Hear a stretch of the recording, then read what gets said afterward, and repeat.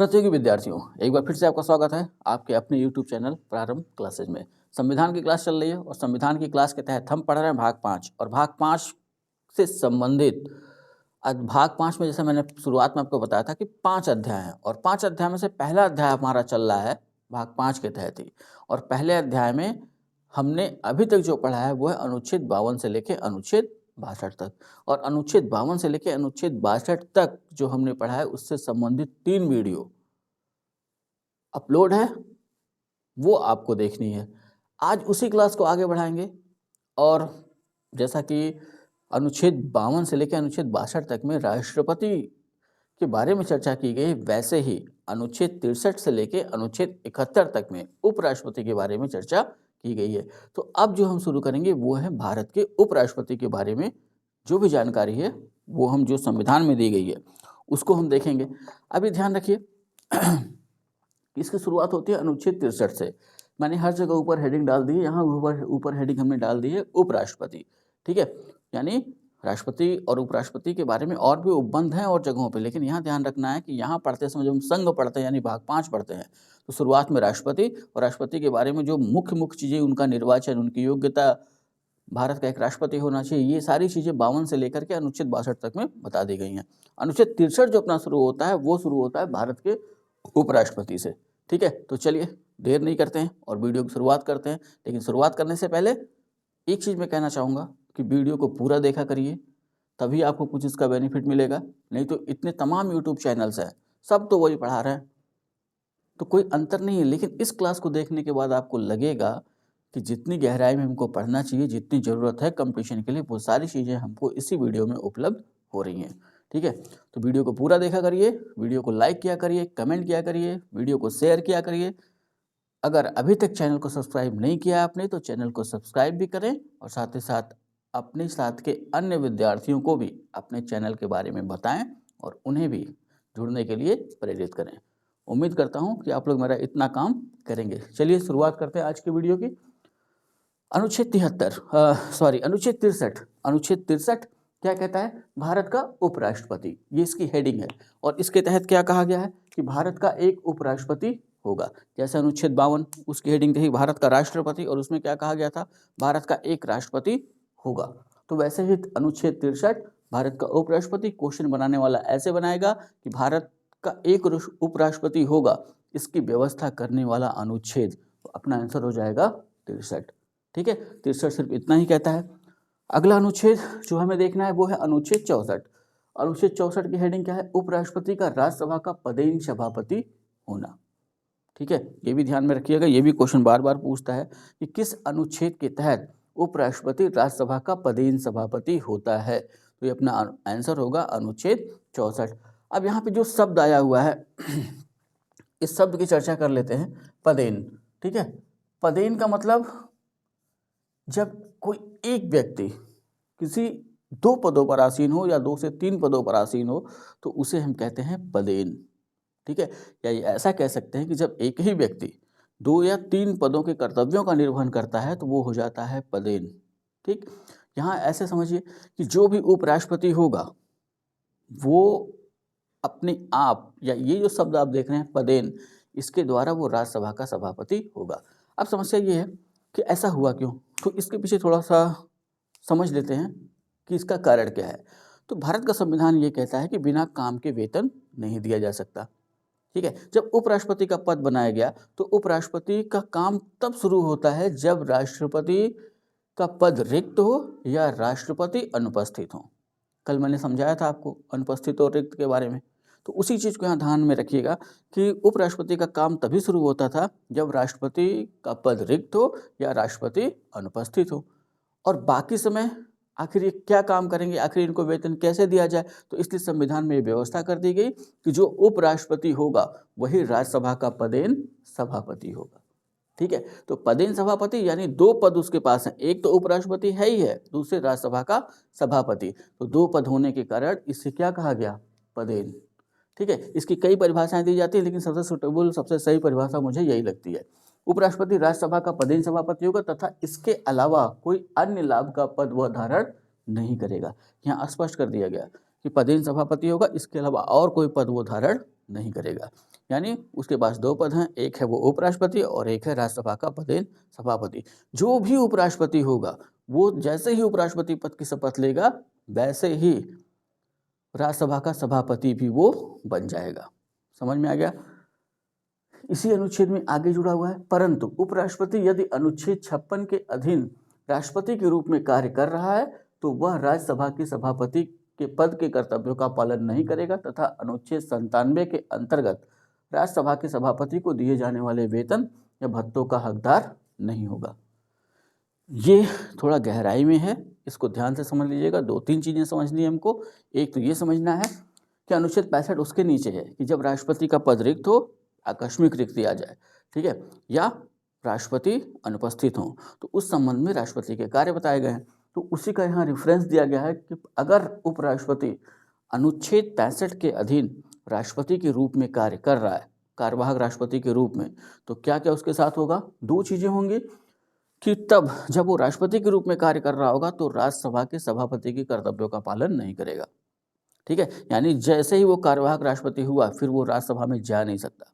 उपराष्ट्रपति वो व्यक्ति है जो राज्यसभा का सदस्य न होते हुए भी राज्यसभा की कार्यवाहियों में भाग लेता है, उसकी अध्यक्षता करता है, हाँ, लेकिन मतदान नहीं करेगा, निर्णायक मत देने का उसको अधिकार होगा, ठीक है। अब यहाँ ध्यान रखिए कि अधीन राष्ट्रपति के रूप में कार्य कर रहा है तो वह राज्यसभा के सभापति के पद के कर्तव्यों का पालन नहीं करेगा। इतना समझ में आया कि जैसे ही उपराष्ट्रपति जो पदेन राज्यसभा का सभापति है अगर अनुच्छेद 65 के अधीन राष्ट्रपति के कर्तव्यों का निर्वहन कर रहा है यानी कार्यवाहक राष्ट्रपति के तौर पर काम कर रहा है तो जैसे ही वो कार्यवाहक राष्ट्रपति का पद संभालेगा वैसे ही राज्यसभा के सभापति का जो भी कर्तव्य है वो उसका निर्वहन तब तक नहीं करेगा या वो तब तक वो राज्यसभा के सभापति के तौर पर काम नहीं करेगा जब तक वो कार्यवाहक राष्ट्रपति के रूप में काम कर रहा है, ठीक है। जब वो कार्यवाहक राष्ट्रपति के रूप में काम कर रहा है तो यहाँ आगे इसको और डिफाइन किया गया कि अनुच्छेद 97 के अंतर्गत राज्यसभा के सभापति को दिए जाने वाले वेतन या भत्तों का हकदार नहीं होगा। तो व्यवस्था ये है कि जैसे ही कोई व्यक्ति राष्ट्रपति कार्यवाहक राष्ट्रपति के रूप में कार्य करता है तो राष्ट्रपति को दिए जाने वाले वेतन भत्तों का वो हकदार होता है और भारतीय संविधान के अनुसार एक व्यक्ति को 2 वेतन नहीं दिया जा सकता। तो उसीलिए यहाँ ये व्यवस्था बता दी गई कि अनुच्छेद 97 के अंतर्गत राज्यसभा के सभापति के कार्य के तौर पर जो उसको वेतन मिलता था वो अब उसको नहीं दिया जाएगा, ठीक है। संविधान में तो कहीं नहीं लिखा हुआ लेकिन इस अनुच्छेद को पढ़ने के बाद एक चीज़ क्लियर होती है कि जो व्यक्ति उपराष्ट्रपति हैं उनको जो वेतन दिया जाता है ना वो वेतन राज्यसभा के सभापति के तौर पर दिया जाता है यानी अनुच्छेद 97 के अंतर्गत। समझ में आया? और जैसे ही वो कार्यवाहक राष्ट्रपति के रूप में कार्य करते हैं वैसे उनका वेतन हो जाता है राष्ट्रपति वाला वेतन, ठीक है। तो ये अंतर समझ के रखिएगा कि उपराष्ट्रपति वो व्यक्ति है जो कहने को तो उपराष्ट्रपति है लेकिन कार्य उसका कौन सा है? राज्यसभा के सभापति का, और राज्यसभा के सभापति के तौर पर ही वो अपना वेतन लेता है। समझ में आ गया? तो ये समझना होगा, ऐसा कहीं लिखा नहीं है लेकिन इस अनुच्छेद को पढ़ने के बाद ये चीज़ें निकल करके आती हैं। अनुच्छेद 65 क्या कहता है? अनुच्छेद 65 कह रहा है राष्ट्रपति के पद में आकस्मिक रिक्ति के दौरान या उसकी अनुपस्थिति में उपराष्ट्रपति का राष्ट्रपति के रूप में कार्य करना या उसके कृत्यों का निर्वहन करना, ठीक है। तो जैसा कि अभी हमने 64 में क्या पढ़ा कि उपराष्ट्रपति अनुच्छेद 65 के अधीन, तो ये शब्द का प्रयोग किया गया लेकिन 65 की चर्चा नीचे की गई है। 65 2 भागों में बटा हुआ, एक राष्ट्रपति के पद में आकस्मिक रिक्ति के दौरान, ठीक है, या दूसरा भाग है उसकी अनुपस्थिति में उपराष्ट्रपति का राष्ट्रपति के रूप में कार्य करना या उसके कृत्यों का निर्वहन करना, ठीक। तो जैसा कल हमने देखा था यानी कि इसकी पिछली वीडियो में जो हमने देखा है उसमें हमने क्या देखा था कि रिक्त और अनुपस्थित में कितना अंतर। रिक्त का मतलब उस पद पर कोई नहीं है, अनुपस्थित का मतलब उस पद पर कोई है लेकिन आज उपलब्ध नहीं है। तो उसी को यहाँ पे क्लियर किया गया कि अनुच्छेद 65 में कि उसके क्या अधिकार होंगे जो व्यक्ति राष्ट्रपति के अनुपस्थित या रिक्त होने पर राष्ट्रपति के रूप में कार्य करेगा उसके लिए। तो अनुच्छेद 65 3 भागों में बटा हुआ है। पहला भाग क्या कहता है कि राष्ट्रपति की मृत्यु, पदत्याग या पद से हटाए जाने या अन्य कारणों से उसके पद में हुई रिक्ति, मतलब पद क्या हुआ? खाली हो गया।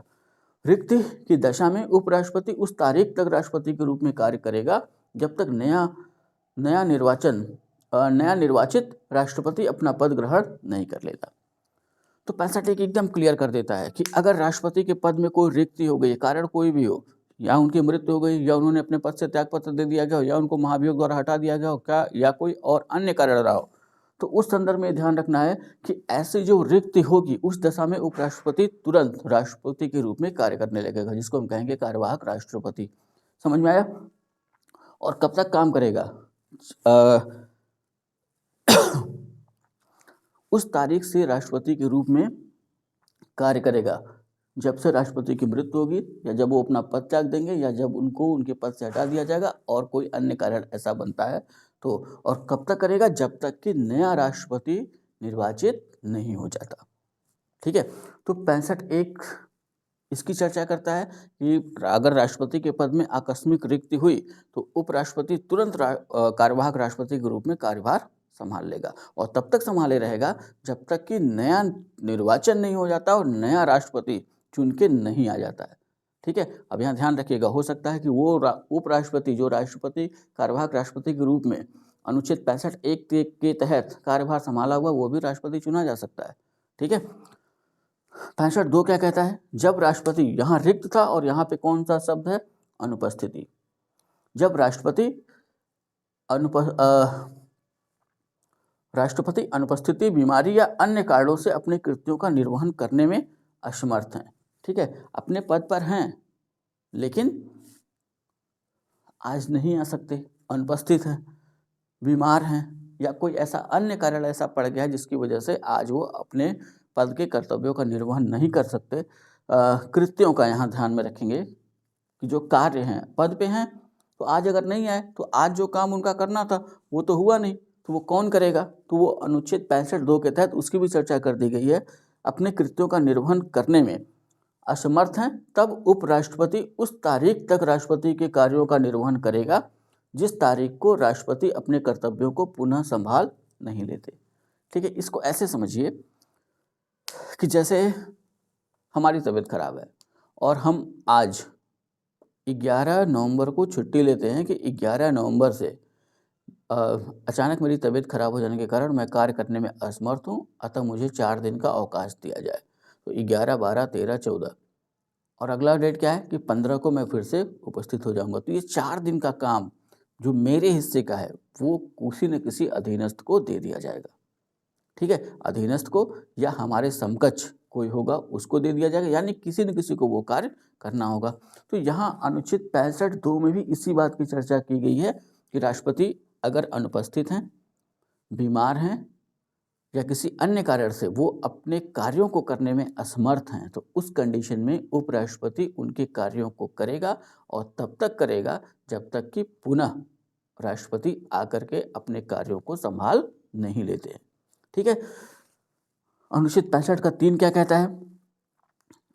अनुच्छेद 65(3) में ये बताया गया कि उपरोक्त का मतलब पहले तो ध्यान रखिए, पहले मैं पढ़ देता हूँ। उपराष्ट्रपति जब उपरोक्त के अनुसार राष्ट्रपति के रूप में कार्य कर रहा हो या उसके कृत्यों का निर्वहन कर रहा हो तो वह राष्ट्रपति की सभी शक्तियों, विशेषाधिकारों का अधिकारी होगा एवं राष्ट्रपति को देय वेतन एवं भत्तों का हकदार होगा।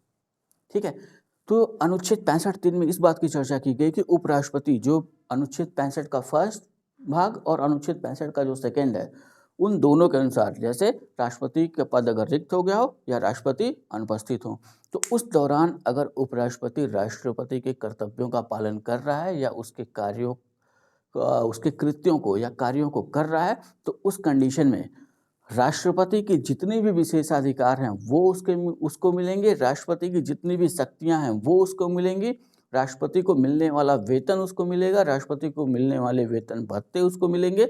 ठीक है, तो इसकी चर्चा करता है 65(3). ठीक, यानी जैसे 10 दिन के लिए अगर उपराष्ट्रपति राष्ट्रपति के, मान लेते राष्ट्रपति अनुपस्थित हैं, ठीक है, तो अगर 10 दिन उपराष्ट्रपति राष्ट्रपति के रूप में कार्य किया या राष्ट्रपति के कार्यों का उन्होंने निर्वहन किया तो 10 दिन का वेतन उनका राज्यसभा के सभापति का नहीं बनेगा। वो 10 दिन का वेतन जो उनका बनेगा वो बनेगा भारत के राष्ट्रपति को जो वेतन मिलता है उसके अनुसार। ठीक है, तो ये रहा अपना 65। समझ में अगर ना आए तो 1-2 बार देख लीजिएगा।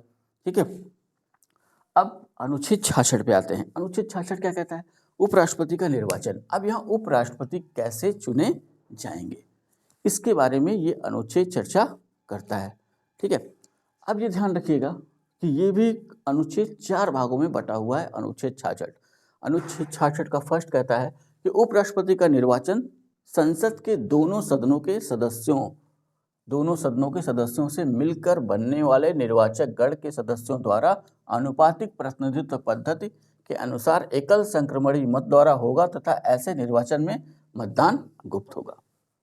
ठीक है, तो राष्ट्रपति के चुनाव से अगर हम या राष्ट्रपति के निर्वाचन से अगर हम तुलना करें तो राष्ट्रपति के निर्वाचन में कौन कौन भाग लेता था? एक तो राज्यसभा, एक लोकसभा और राज्यों की विधानसभा। लेकिन यहां जो ध्यान रखना है, राज्यों की विधानसभा जो शब्द था के निर्वाचित सदस्य। ठीक है, तो इसी पॉइंट पे ध्यान रखना है कि राष्ट्रपति का जब चुनाव होगा तो ये 3 शामिल रहेंगे, राज्यसभा, लोकसभा और राज्यों की विधानसभा। और जो शब्द हमको ध्यान रखना है वो निर्वाचित। तो इन सदनों के निर्वाचित सदस्य ही केवल राष्ट्रपति के चुनाव में भाग लेते थे, मनोनीत नहीं लेंगे। ठीक है, लेकिन यहाँ उपराष्ट्रपति में हमने क्या देखा कि उपराष्ट्रपति के निर्वाचन में इनका निर्वाचक मंडल यानी जो इनका चुनाव करेंगे वो कैसे बनेगा। तो यहाँ बस इतना ध्यान रखिएगा कि राज्यों की विधानसभाएं इसमें भाग नहीं लेंगी। अगर उपराष्ट्रपति का निर्वाचन हो रहा है तो भाग कौन कौन लेगा? राज्यसभा और लोकसभा। ठीक, यहाँ एक चीज और ध्यान रखिएगा, निर्वाचित सदस्य भी भाग नहीं लेंगे। निर्वाचित सदस्य जो बाध्यता थी राष्ट्रपति के चुनाव में वो यहाँ पे समाप्त हो जाएगी और यहाँ जो अपना आंसर होगा उपराष्ट्रपति के चुनाव में कौन कौन भाग लेगा, तो वो होगा राज्यसभा, लोकसभा के सभी सदस्य। ठीक है, सभी सदस्य का मतलब निर्वाचित भी भाग लेंगे। ठीक है, समझ में आ गया? ये बहुत ही बेसिक है, तैयार रखिएगा। एक बार फिर से मैं रिपीट कर लूं, राष्ट्रपति के निर्वाचन में संसद के दोनों सदनों यानी राज्यसभा, लोकसभा तथा राज्य विधानमंडल का एक सदन जिसको हम कहते हैं विधानसभा, उसके निर्वाचित सदस्य भाग लेंगे। लेकिन उपराष्ट्रपति के चुनाव में संसद के दोनों सदनों राज्यसभा और लोकसभा के सभी सदस्य भाग लेंगे। ये बेसिक 2 सेंटेंसों पर ध्यान रखना है कि राष्ट्रपति वाले में निर्वाचित सदस्य केवल भाग लेंगे और यहाँ सभी सदस्य भाग लेंगे उपराष्ट्रपति के चुनाव में। बस इतना ही ध्यान में रखना है। जैसे कि मैंने यहाँ लिख दिया है कि उपराष्ट्रपति के चुनाव में संसद के दोनों सदनों लोकसभा और राज्यसभा के सभी सदस्य भाग लेंगे। सभी शब्द ये बता रहा है कि जो निर्वाचित जो मनोनीत हैं वो भी उपराष्ट्रपति के चुनाव में भाग लेंगे। 66(2) क्या कहता है? उपराष्ट्रपति संसद या राज्यों के विधानमंडल के किसी सदन का सदस्य नहीं होगा। यहाँ ध्यान रखिएगा 66(2) और 3 और 4 जैसा हमने राष्ट्रपति वाले में पढ़ा था ना, थोड़ा बहुत अंतर है, वो अंतर मैं बता रहा हूँ आपको। यहाँ भी उपराष्ट्रपति के संदर्भ में भी वही चर्चा है कि उपराष्ट्रपति संसद या राज्यों के विधानमंडल के किसी सदन का सदस्य नहीं होगा। यानी उपराष्ट्रपति न लोकसभा का सदस्य होना चाहिए, न राज्यसभा का सदस्य होना चाहिए, न विधानसभा का सदस्य होना चाहिए, न विधान परिषद का सदस्य होना चाहिए। लेकिन अगर कोई ऐसा व्यक्ति उपराष्ट्रपति निर्वाचित होता है तो उसके पद ग्रहण करने की तारीख से मान लेते हैं कि कोई ऐसा व्यक्ति निर्वाचित हो गया जो लोकसभा का सदस्य है। ठीक है, उसने त्याग पत्र नहीं दिया, उसका निर्वाचन हो गया और जैसे ही वो उपराष्ट्रपति का पद ग्रहण करता है वैसे ही लोकसभा में उसका स्थान रिक्त हो जाएगा। ठीक है, यानी लोकसभा में उसका स्थान खाली समझा जाएगा। ठीक, एक लाइन में कहें तो उपराष्ट्रपति का चुनाव लड़ने वाला व्यक्ति संसद या राज्यों के विधानमंडल में से किसी का भी सदस्य नहीं होना चाहिए। अगर ऐसा होता है कि वो इन संसद या विधानमंडल का सदस्य है और वो उपराष्ट्रपति चुन लिया जाता है तो जैसे ही वो उपराष्ट्रपति पद की शपथ लेता है वैसे ही उस सदन में उसका स्थान रिक्त समझा जाएगा। यानी ये मान लिया जाएगा कि वो उस सदन से त्यागपत्र दे चुका है स्वतः ही। ठीक है,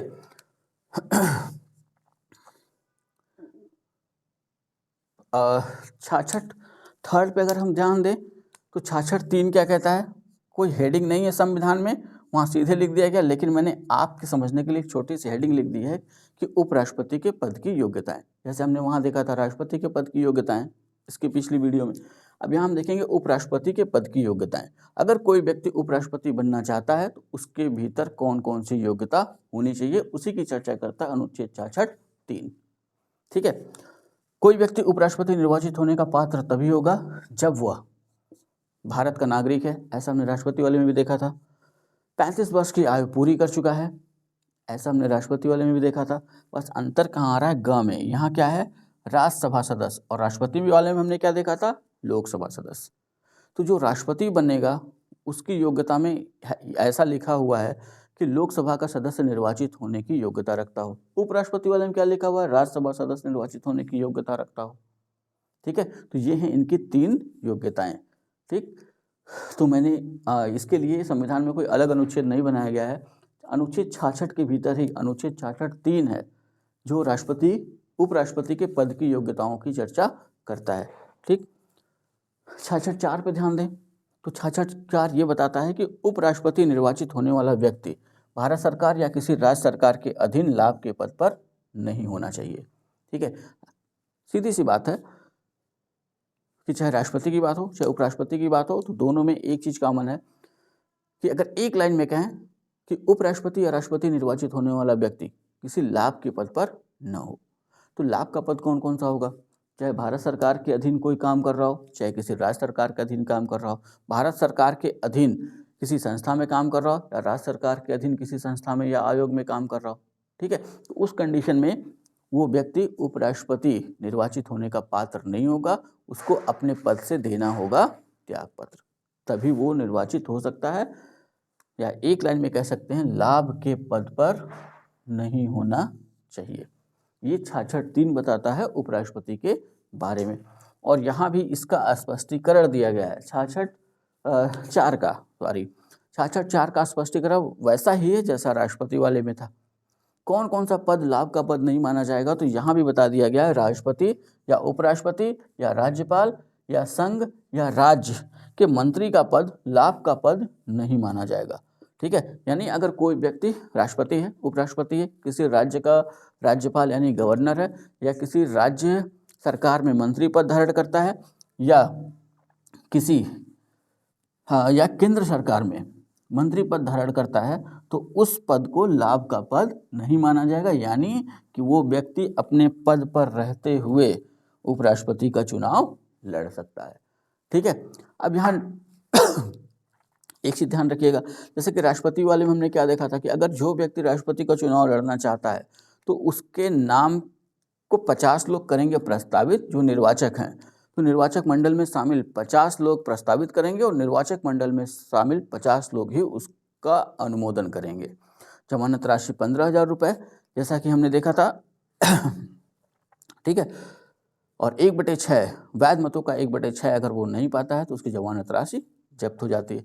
यहाँ उपराष्ट्रपति के संदर्भ में ध्यान रखिएगा। ठीक, नोट करके लिख लीजिएगा नीचे साफ साफ। ठीक है, 20 प्रस्तावक,